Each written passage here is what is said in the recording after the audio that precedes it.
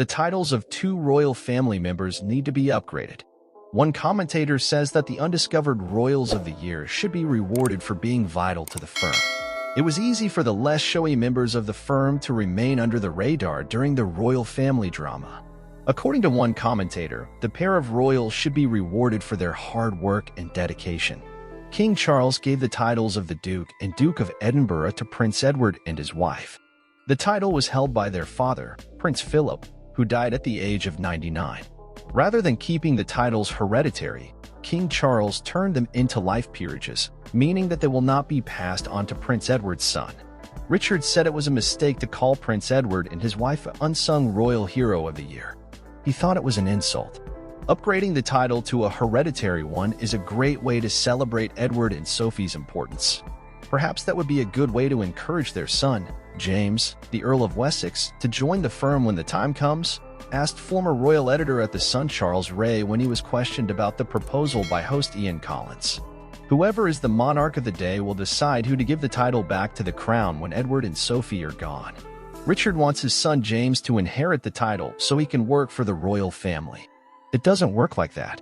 We don't know if James would be interested in working for the family firm.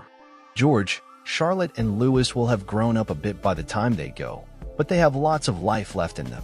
By the time they're 18, they should be starting on the treadmill of royal duties, so there is enough members of working royals already, and the monarch can decide who to give that title to.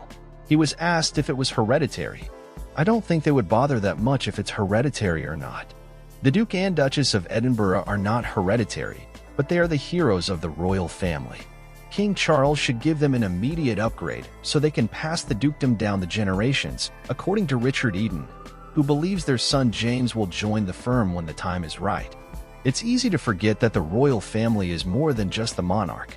In the latest edition of his Palace Confidential newsletter, Eden wrote about his two royal heroes of the year.